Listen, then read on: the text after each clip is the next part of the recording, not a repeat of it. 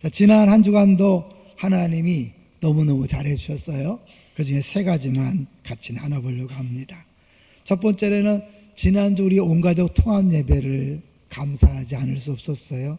우리가 1부, 2부, 3부, 4부 또 주일학교로 나눠드리기 때문에 저 사람이 우리 교인인지 아닌지 잘 몰라요. 근데 온 가족이 함께 모여 예배 드릴 때 하나님이 연합하여 동거함을 기뻐하신다 그랬잖아요. 하나님의 놀라운 기름 부으심이 있었습니다. 감사하고요. 저는 개인적으로 지난주 주일이 5월 5일이 제 결혼 기념일이었는데 30주년이었어요. 하나님께서 부부로 만나게 하시고 가족으로 만나게 하시고 우리 기쁨의 동산교회 공동체로 만나게 하신 것이 얼마나 감사한가. 그래서 남다른 더 감사의 예배였던 것 같아요. 이 모든 일들을 위해서 수고하고 섬겨준 모든 분들에게 감사를 드립니다. 두 번째로는 이제 우리 직분자 훈련이 드디어 새벽 훈련은 끝났어요. 1박 2일 수련만 남았는데 12주 동안 매주 화요일 수요일 동안 나오느라고 우리 직분자 후보생들이 수고 많았고, 더 놀라운 것은 이제 이들을 섬기기 위해서 저와 우리 부목사님들 그리고 우리 권사님 부부 또 우리 권사님 한 분이 그렇게 우리 직분 받으실 분을 위해서 계속해서 매일 나와서 같이 섬겨주셨어요. 그래서 잘 마칠 수 있었어요. 여러분 기도해 주셔서 감사합니다. 섬겨주신 모든 분들에게 감사를 드립니다. 이제 마지막으로요, 우리 금요일날 어르신 효도관광이 있었습니다. 우리 어르신들 다치지 않고 행복하게 잘 다녀와서 감사한데요, 특별히 감사한 것은 우리가 떠나서 얼마 안 갔을 때 전화가 왔어요. 옆에 이발관 연기가 나고 화재가 난 것 같다. 그래갖고 우리 그 사장님이 내려서 택시 타고 가고 이제 우리를 갔는데, 알고 봤더니 음식을 이렇게 렌즈에 올려놓고 그냥 깜빡하고 나오신 거예요. 계속 따라하고 그냥 새까맣게 다 탔다는 거예요. 근데 아직 불은 붙지 않고 그 연기만 꽉 찬 거를 주변에서 보고 신고해서 119가 왔고, 119가 깨고 들어가려고 하는 거를 우리 간사님이 가서 지금 오신다 그랬다. 기다려서 열쇠로 열고 그 카트포를 끔으로 아무런 이제 손해나 그런 거 없이 잘 마칠 수 있었어요. 그런 생각이 들더라고요. 만약 고속도로에서 전화를 받았으면 어떻게 했을까? 어떻게 할 수가 없잖아요. 그런데 그렇게 일찍 전화가 오고 발견되어서 안전하게 잘 처리된 것이 하나님의 세밀한 손길이다 생각해서 감사를 했습니다. 우리 어르신 효도관광을 위해 수고하신 많은 분들에게 감사를 드립니다. 자, 이제 오늘 제목을 보겠습니다. 오늘 제목이 뭡니까? 사랑으로 사랑을 배운다. 사랑으로 사랑을 배운다. 사실 고린도전서 13장은요 너무 유명하죠. 믿지 않은 사람도 잘 아는 내용이에요. 결혼식의 단골 메뉴죠. 그런데요, 사실 이 13장을 처음 받은 고린도 교인들은 어땠을까요?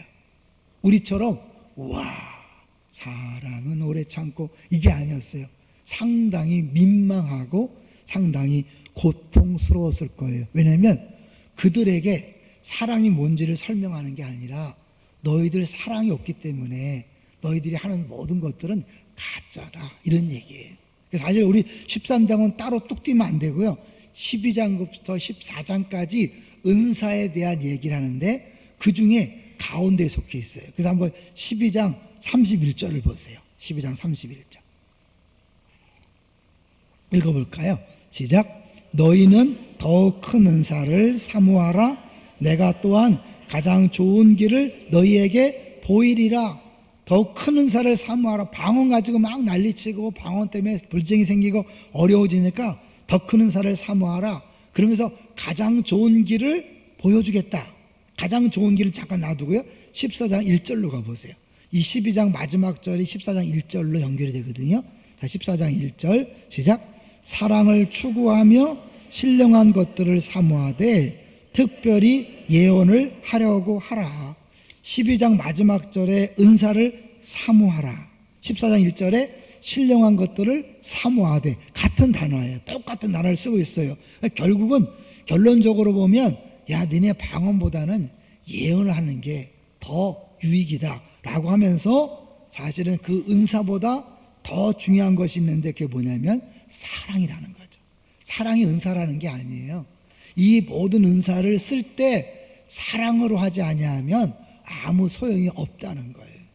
자, 그래서 이제 1절부터 3절을 읽어보면 여러분 사실 어마어마한 것이 고린도 교회에 있었다는 것을 보여주지만 핵심이 뭔가를 잡으셔야 돼요. 자, 13장 1절 시작.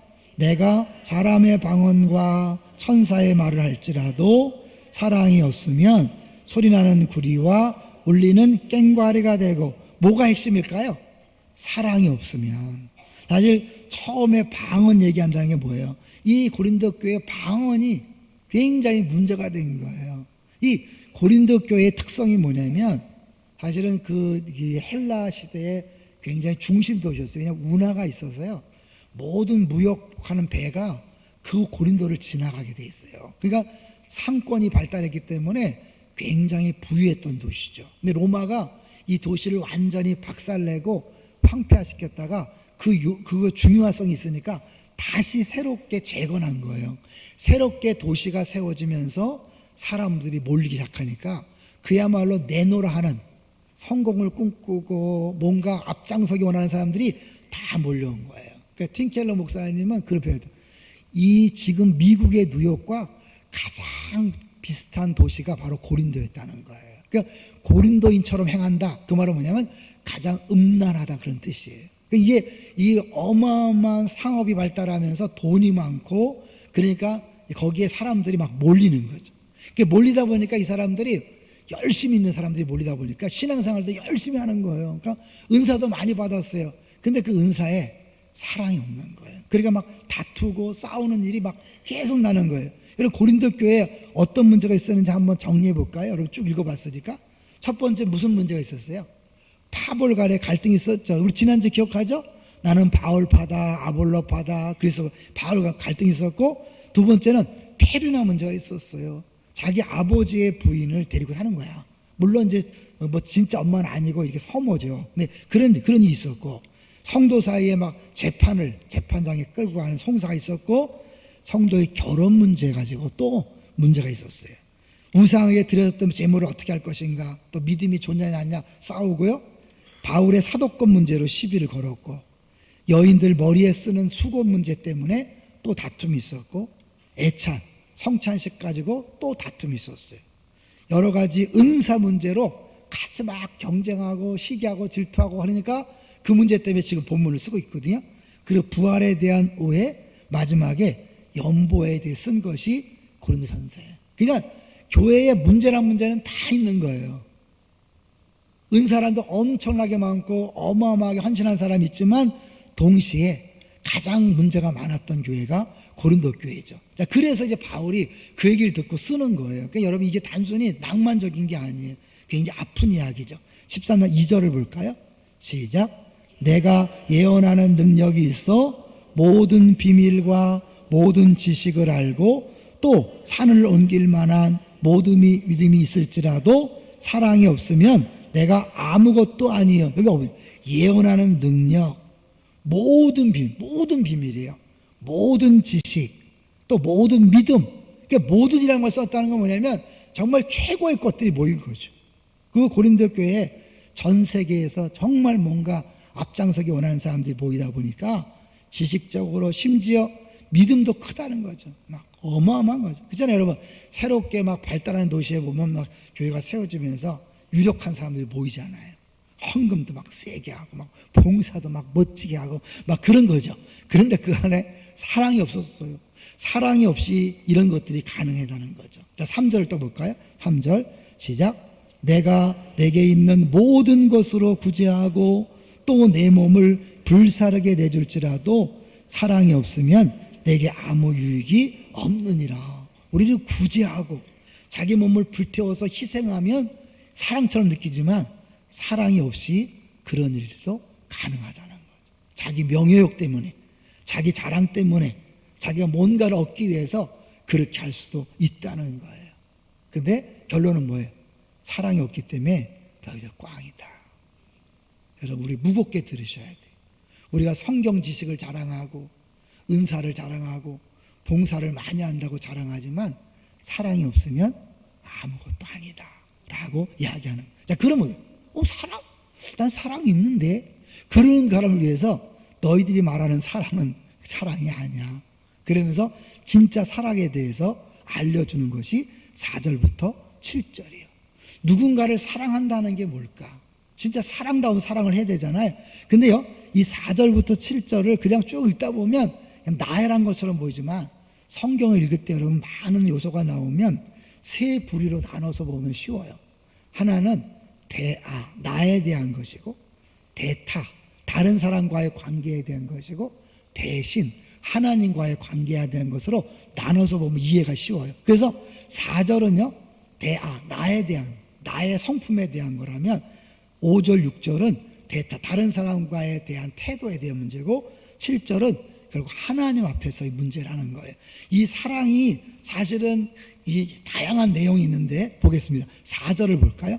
4절 처음에 사랑은 오래 참고, 이게 나에 관한 문제라는 건 뭐냐면요, 우리가 동일한 상황, 동일한 조건인데 어떤 사람은 참는데 못 참는 사람이 있어요. 그럼 뭐예요? 그 사람 문제입니까? 나의 문제입니까? 나의 문제예요. 이 참음의 문제는요, 그 사람이 못돼서가 아니에요. 내가 내 안에 아직 정비되지 않은 상처와 이런 것들이 못 참게 만드는 거예요. 그 속이 복잡하기 때문에 참아내지 못하는 거예요. 여러분, 아내 때문에 못 참는 게 아니에요. 여러분, 자기 안에 해결되지 않은 것들이 못 참게 하는 거예요. 자, 두 번째 뭐예요? 사랑은 온유하다. 온유함이 뭡니까? 우리 쉽게 얘기하면 길들여진 짐승이라고 얘기하잖아요. 온유가. 그러면 이 맹수가 힘이 세지만 앉고 일어서 자기는 뭐든지 다 할 수 있지만 명령에 복종할 수 있는 잘 절제되고 훈련되어진 그 성품을 이야기하는 거예요. 참을 때 참을 수 있고 자기가 뒤로 갈 때 뒤로 갈 수 있는 그런 것이 온유함이에요. 단순히 부드러운 게 아니에요. 나를 절제할 수 있는 그런 거죠. 그 다음에 세 번째, 시기하지 않는다, 자랑하지 않는다, 교만하지 않는다. 다 연결된 거죠. 여러분, 왜 시기합니까? 왜 시기하죠? 이거는 저 사람이 나보다 잘 되는 게 싫은 거야. 왜? 저 사람이 잘 되니까 상대적으로 내가 낮아 보이잖아요. 그러니까 끌어당기는 거예요. 그 내가 올라가고 싶은 거죠. 결론은 뭐냐면 내가 누구인지를 모를 때 자기 정체성의 문제인 거예요. 내가 하나님 앞에 귀한 존재라는 복음 안에서 깨달음이 있잖아요. 내가 너를 사랑한다, 내가 너를 기뻐한다, 하나님 나를 자랑스러워한다는 걸 딱 알면 다른 사람이 아무리 자랑해도 그걸 시기 질투하지 않아요. 끌어낼 필요. 왜? 나는 괜찮은 사람이니까. 그 시기 끌어당기는 거예요. 그 다음에 또 뭐예요? 자랑하지 않고 교만하지 않는다. 자랑, 교만은 뭐냐면 자기를 드러내서 자기를 높여서 상대적으로 다른 사람보다 높아지기 원하는 거예요. 역시 자기 정체성이 불분명하니까 그 상대방과 비교해서 자기를 입증해보고 싶은 거예요. 잘 생각해요. 모든 사람은 자기를 입증하고 싶어 해요. 내가 누구인지 보고 싶어 해요. 그래서 내가, 나는 이런 표현을 쓰죠. 근데 그 핵심은 뭐냐면 하나님 안에서 내가 얼마나 귀한 존재를 모르니까, 모르기 때문에 자꾸 사람들을 시기해서 끌어내든지 올라서서 눌러서 내가 높아지려고 하는 그런 걸 보여주는 거예요. 그게 내 안의 문제지 다른 사람 문제가 아닌 거예요. 아우, 쟤는 왜 이렇게 자랑하지? 아우, 쟤는 잘난 척하지? 아니에요, 여러분. 그거는 그 사람 때문에 아니라 내 안에 그런 요소가 있기 때문에 그걸 못 견뎌하는 거예요. 자, 두 번째, 대타예요. 다른 사람에 대한 태도인데 5절 처음에 읽어볼까요? 시작. 무례히 성내지 아니하며 악한 것을 생각하지 아니하며, 무례히 행하지 않는 거예요. 여러분, 무례하면 안 돼요. 그래서 사실 예수 믿으면 신사숙녀가 되는 거예요. 어떤 경우에도 여러분, 무례한 것은 옳은 게 아니에요. 성경을 모르는 것이고 예수를 모르는 거예요. 자기의 유익을 구하지 않는다. 그렇죠? 왜냐하면 예수님이 자기를 부인하고 십자가를 지라 그랬는데 사실은 끊임없이 나나나 하는 건 뭐냐면 아직도 어린아이라는 것이고, 사랑은 전적으로 다른 사람 중심이잖아요. 우리가 예수 운동이 중요한 게 그거예요. 당신이 먼저입니다. 내 유익을 구하는 게 아니라 상대방의 유익을 구하는 거죠. 성내지 아니한다. 다른 사람에게 화내지 않는 거죠. 이거는 결국 어떤 경우에도 여러분이 화내는 모습을 보여주면 안 돼요. 특히 여러분이 이제 교회 다니는 걸 아는데 집에서나 직장에서 동네에서나 어디에서나 성내면 사람들은 이유 불문하고 어휴 예수 믿는 게 저렇게 성질을 내냐? 당연히 그렇게 얘기하죠. 무슨 이유가 있겠지 그렇게 생각하지 않아요. 결국 이 성냄은 내가 상대방에 대해서 어떻게 해요? 용납하지 않기 때문에 화나는 거잖아요. 그죠? 내가 상대방이 내 기준에 안 맞은 거 화내는 거잖아요. 그렇죠? 결국 그 사람의 문제보다도 내 안의 문제를 내가 해결하지 못했기 때문에 그러니까 성낼 때 화날 때 그 사람이 아니라 내가 내 자신을 정리해서 그 사람에게 어떤 일이 있어도 화내지 않고 부드럽게 대할 필요가 있는 거죠. 그 다음에 악한 것을 생각하지 않는다. 뭘까요? 그 사람이 잘못한 걸 계속 머릿속에 묵상하는 거야. 두고 봐라 한번. 때만 되면 가만두지 않겠다. 이거는 전혀 사랑이 아닌 거죠. 잊어버리는 거예요. 없는 걸로 치는 거예요. 6절 시작. 불의를 기뻐하지 아니하며 진리와 함께 기뻐한다. 사실 불의를 기뻐하지 않는다. 다른 사람이 잘못하는 것을 사실은 가만두면 안 되죠. 그걸 막 잘했다 그러면 안 되잖아요. 이야기해 줄 수 있어야죠. 중요하지만 그 다음에 중요한 건 진리와 함께 기뻐하는 거예요. 뭘까요? 굉장히 어려운 부분인데 진리와 함께 기뻐한다. 진리는 뭐죠? 사실 진리는 예수님이거든. 엄밀히 말하면 내가 길이요 진리라고 했으니까 그 진리와 함께 기뻐한다는 건 예수님 때문에 기뻐하는 거예요. 예수님 때문에 행복한 부모, 예수님 때문에 행복한 자녀. 어디서 많이 들었죠? 저 여러분 보낸 문자잖아요. 내가 자녀가 나한테 꽃을 사다 주고 선물했기 때문에 기뻐하는 건 뭐예요? 결국 사랑이 아니에요. 엄밀히 말하면 그거는 결국 내가 좋아서 기뻐하는 거니까 그건 사랑이 아닌 거예요. 그거는 이 사람이 어떤 행동을 하든지가 상관없이 예수님 때문에 기뻐하는 게 사랑이거든요. 그러면 내가 50을 줬으니까 50이 나오길 기다리는 게 아니에요. 50을 줬어도 아무것도 안 나와도 되는 거예요. 근데 우리는 전도하다가 이 물김치 갖다 주고 응? 건빵 줬는데 막 이러는 거 있죠. 그 결국 누구를 위한 거냐면 자기를 위해 전도한 거예요. 정말 그 영혼을 위하고 예수님을 위해 했다면 그 사람이 나오든 안 나오든 상관이 있습니까? 없습니까? 없지요. 우리는 그냥 예수님 때문에 순종해서 한 것이고 영혼을 사랑했다면 이 사람이 나오고 안 나오고는 주님이 하실 일인 거예요. 근데 우리는 어떻게 해요? 내가 이만큼 베풀었으니까 당연히 반응해야 된다.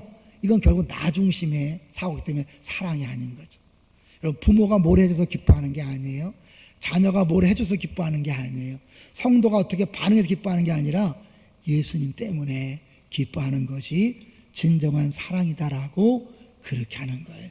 이런 사랑을 하면요 다른 사람이 무슨 말 무슨 행동해도 내가 요동하지 않을 수 있는 거예요. 자, 그 다음에 7절은요 대신이라고 했죠. 하나님에 대한 태도요 자세예요.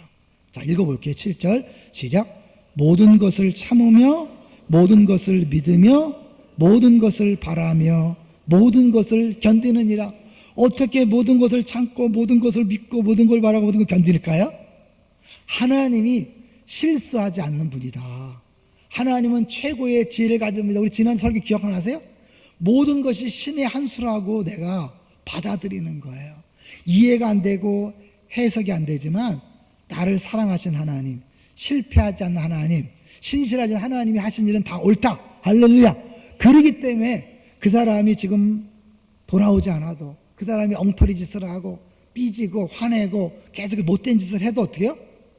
기다려줄 수 있고 참을 수 있는 거죠. 그 사람이 아니라 하나님을 믿기 때문에 하나님이 결국은 알아서 하신다.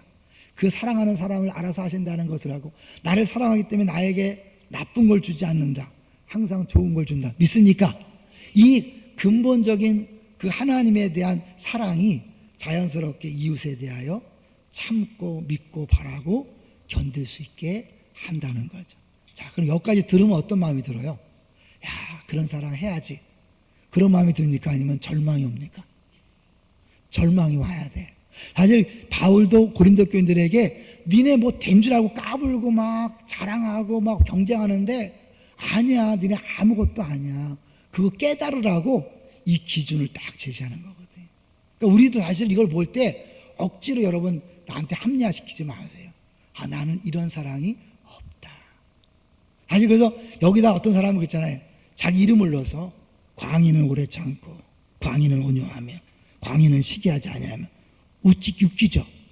말이 안 되잖아. 전혀 거꾸로 해야죠. 광인은 오래 참지 못하고, 광인은 온유하지 못하며, 광인은 시기하며, 거꾸로 하면 딱 맞아. 결국 이 말이 우리한테 어울리지 않는 거예요. 근데 누구한테 어울릴까요? 어울리는 분이 딱 한 분 있어요. 누굴까요? 예, 예수님. 하나님 맞죠? 삼일체니까. 그러니까 한번 예수님을 넣어서 한번 해볼까요? 자, 다시 한번 천천히 읽어볼게요. 자, 사랑 대신에 예수님을 넣는 거예요. 시작. 예수님은 오래 참고, 예수님은 온유하며, 시기하지 아니하며, 예수님은 자랑하지 아니하며, 교만하지 아니하며, 무례히 행하지 아니하며, 자기의 유익을 구하지 아니하며, 성내지 아니하며, 악한 것을 생각하지 아니하며, 불의를 기뻐하지 아니하며, 진리와 함께 기뻐하고, 모든 것을 참으며, 모든 것을 믿으며, 모든 것을 바라며, 모든 것을 견디느니라. 예수님 딱 맞죠? 마지막 십자가상에서까지도 저들이 하는 짓을 저들이 모릅니다. 저들을 용서해달라고.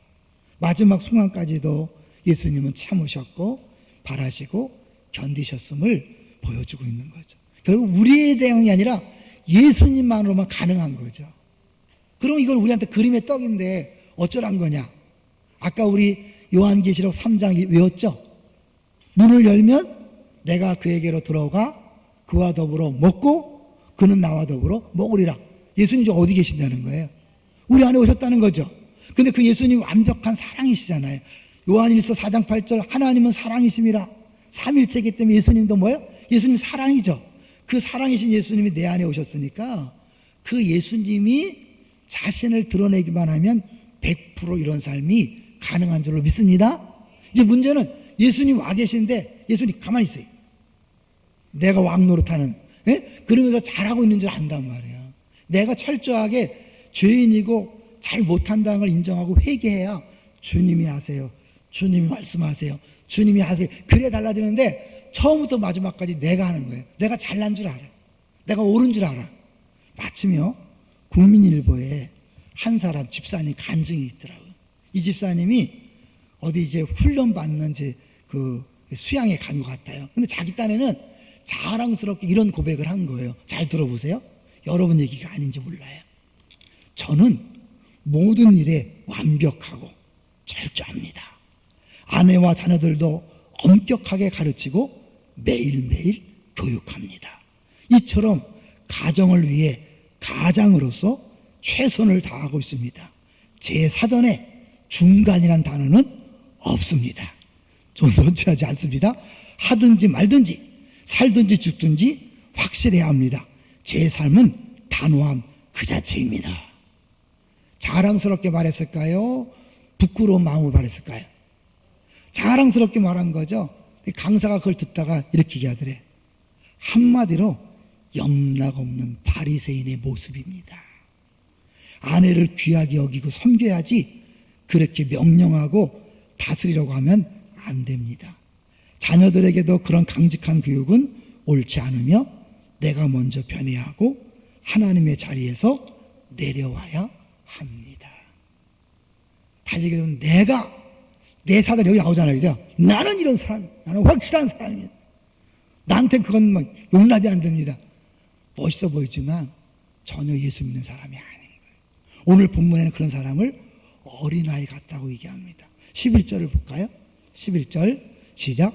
내가 어렸을 때에는 것이 어린아이 같고 깨닫는 것이 어린아이 같고 생각하는 것이 어린아이 같다가 장성한 사람이 되어서는 어린아이의 일을 버렸노라. 여러분, 어린아이와 어른의 차이가 뭐예요? 어린아이는 자기밖에 몰라. 내가 싫으면 안 하는 거야. 내가 싫으면 안 먹어. 아무리 얘기해도 안 들어. 자기가 최고야. 이게 어린아이의 특징이에요. 어른 어때요? 하기 싫어도 애들을 위해서 다 희생하잖아. 오죽했으면 엄마는 생선 대가리만 좋아하는 줄 알았다 그랬잖아. 여러분, 생선 대가리를 좋아서 먹는 거 아니잖아요. 자녀를 위해서 자기 좋은 거 안 먹고 애들을 먹이는 거죠. 사실 부모님이 하고 싶은 대로 다 했다면요, 우리 애들 나만하지 않았을 거예요.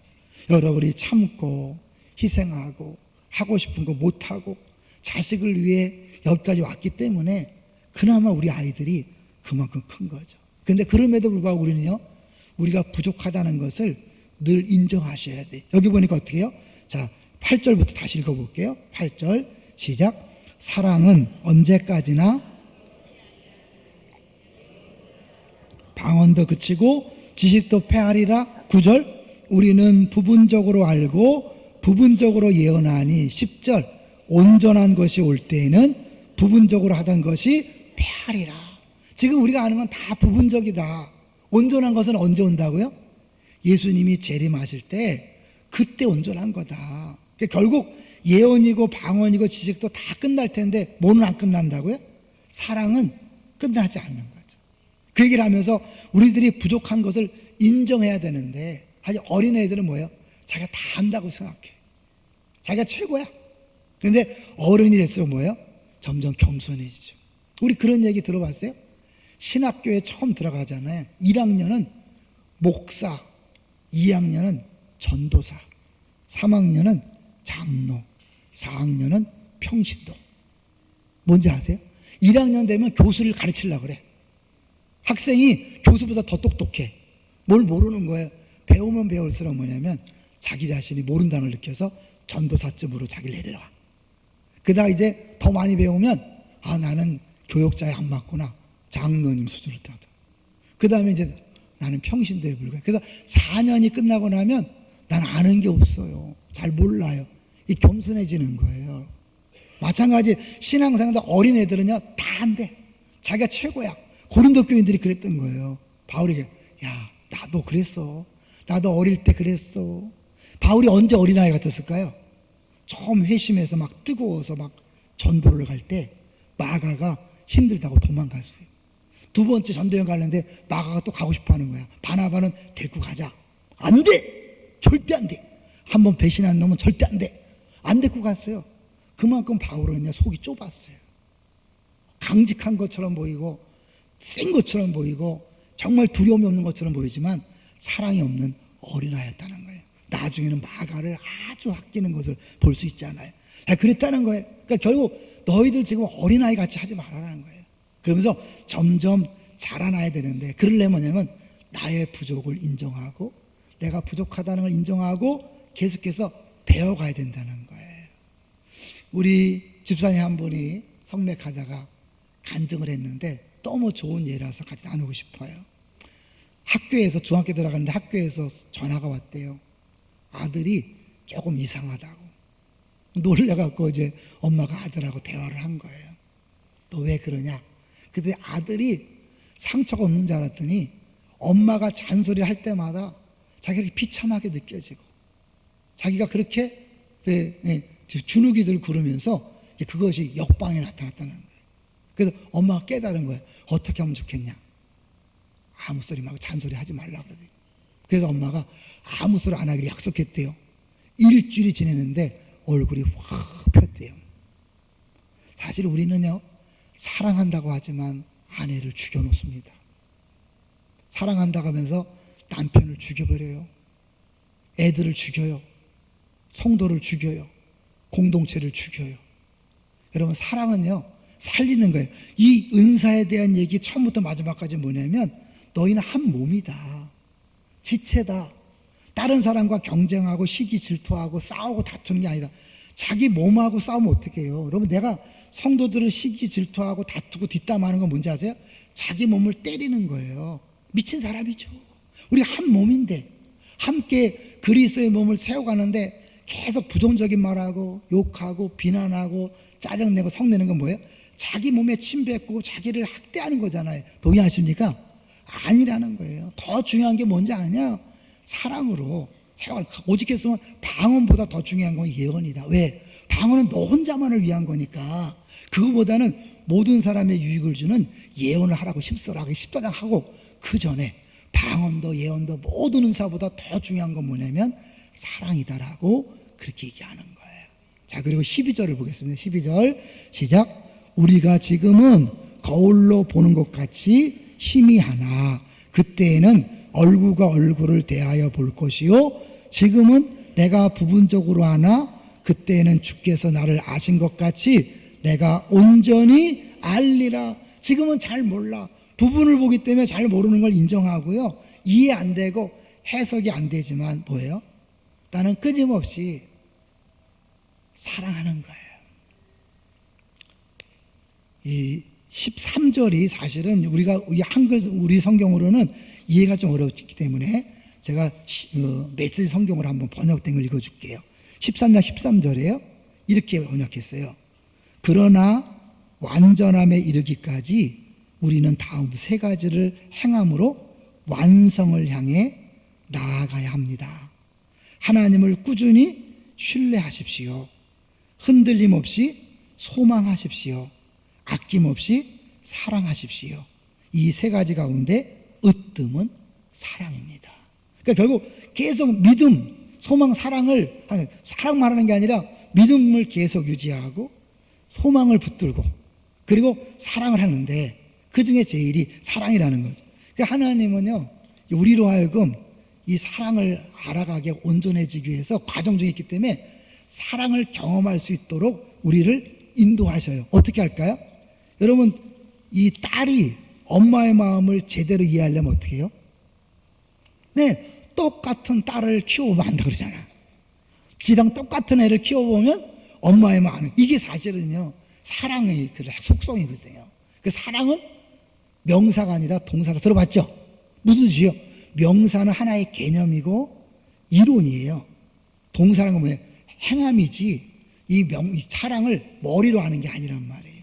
그런 의미에서 여러분이 성경을 내가 백독 천독하는 것 중요하지만 그걸로 끝나면 사랑은 안 변해요. 믿음이 안 자라요. 그 성경을 읽고 아 그렇구나, 다른 사람과 부대끼면서 용서하고 용납하는 일을 하셔야 변하는 거예요. 또 금식을 내가 많이 했어요. 기도를 많이 했어요.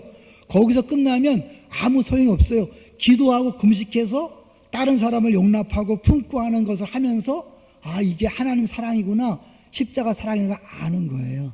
더 나아가서 여러분이 인터넷에 설교를 많이 듣잖아요. 근데 그걸 들으면 끝나면 안 돼요. 듣고 나서 삶 속에 적용하지 않으면 그 들은 것이 오히려 여러분을 더 정체시켜요.